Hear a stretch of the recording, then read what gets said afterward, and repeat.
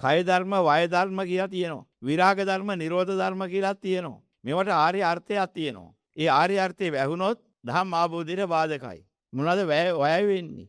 වැයයි අයයි දකින්න ඕනේ. දැන් මේ නවීන මනෝවිද්‍යාත්මක ක්‍රමයක තියෙනවා අය සහ වැය කියලා දෙකක් ගැන කතාවක්. ඒකට ඉංග්‍රීසි නම් දෙකක් දාලා තියෙනවා ධනාදහස් සහ ඍණාදහස් කියලා. ඒ ඍණ කිව්ව එක තමයි වැය කියන එක මේ පැත්තේ තව ක්‍රමයකින් කියන්නේ. හැබැයි නවීන විද්‍යාව ඍණ වලට ධන කියනවා, ධන වලට ඍණ කියනවා. කන පිට ගහගෙන. ඒකට හේතුව අවිද්‍යාවෙන් තන දීලා හිටන් ගහපු තීරණය නිසා ලෝකේ හොඳයි කියන ඒවාට ධන කිව්වා. ඒවා ජරා මරණ ශෝක පරිදේ දුක් දුම්නස සුපායාසයන් හිතේ නිසා ආර්ය විනය ඍණ කිව්වා. ඒවා ඒ වෙලේ ආස්වාද ලබන්න හිතේ නිසා ඒවට ධන කිව්වා ලෝකේ. එහෙනම් ඍණ මොකද්ද?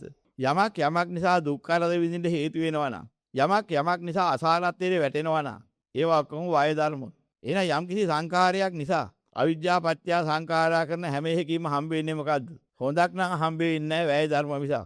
එහෙනම් යම් කිසි ධර්මයක් ඇසුරු කරපුවාම අය හම්බ වෙනවා නම් ඒක හොඳයි. යම් කිසි ධර්මයක් තුලින් අපෙන්නේ ජරා මරණ ශෝක පරිදේ දුක් දුමනස් උපායාසයන් නම් ඒවා වය ධර්ම. එහෙනම් ලෝකේ තියෙන එකක් අල්ලාගෙන නිවන් දකින්න බෑ. ලෝකේ තියෙන එකක් අල්ලාගත්තාම චන්දරාගයෙන් බැඳෙනවා. අල්ලාගත්ත එක අනුව උප්පත්තියක් ලැබෙනවා. අල්ලාගත්ත එක පංචකාමයෙන්ට ඇති නම් කාම ලෝකේ උප්පත්තියක් ලැබෙනවා. ඒ ටික අතහැරියනම් අල්ලාගන්න අහුවෙන්නේ දිවනාසයේ ශරීරයේ පිනවන්නට අමතරව හම්බෙච්ච ඇසට පේන කන්ට ඇහෙන හරිය. ඒ ටිකේ අරමුණක් අල්ලාගත්තොත් එහෙම රූපාවචර ලෝකෙ උපදින්න හේතු වෙනවා.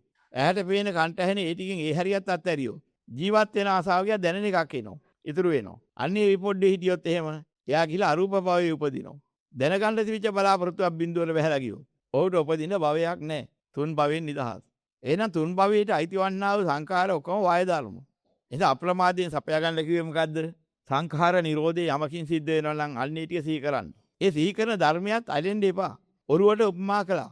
ඒතර වෙන්න මිසක් ඒක අල්ලන්න නෙමෙයි. ඒ ධර්මයේ ඇසුරු කළ යුත්තේ ඒ තුලින් යථාර්ථයක් අවබෝධ කරගෙන චන්දරාගයෙන් මිදෙන්න හේතු වෙන නිසායි. දැන් ධර්මයේ කිරී යම් චන්දරාගයක් ඇත්නම් ඒක අතර ඇහැට පේන්න කණ්ඩ ඇහෙන ආස්වාදය ලබන එකට හේතු වෙනවා. ඒ නිසා එයාත් ගිහිලා ඉතින් සුද්ධාවාස බ්‍රහ්ම ලෝකේ අනාගාමීච්ච බ්‍රහ්මයේ කියලා උපදිනවා. උපදින්නේ උපාදානි. එන ඊටනෝ භවේ රූප භවේ. ඊටන කුල જાතියක් වශයෙන් බ්‍රහ්ම જાතියේ જાතික කයක් ලබනවා. බ්‍රහ්ම කයක්. පිරිනුවම් පාන්න බෑ. ඒ භවයේ අවසානයේදී ඒ ටික අත්හැරලා ගියොත් චන්දරාගයෙන් එයි මිදලා පිරිනුවම් පාන්න.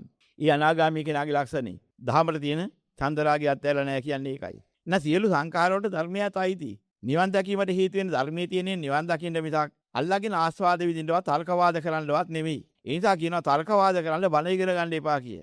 ඒක හරියට ණයා මැදින් අල්ලාගත්තා වගේ මහා භයානක වැඩක් කියලාත් පෙන්නනවා. ධර්මයේ දේශනා කරේ උඹලට තර්කවාද කරන්නවත් අනික් කෙනා මන් දන්නා ඔබ දන්නේ නැහැ කියලා පරාද්දන්නවත් නෙමෙයි. එහෙමයි බුදුරන් වහන්සේ දේශනා කරන්නේ. මේක විමුක්තිය ලබා ගැනීමට ආධාර කරගනිట్లా.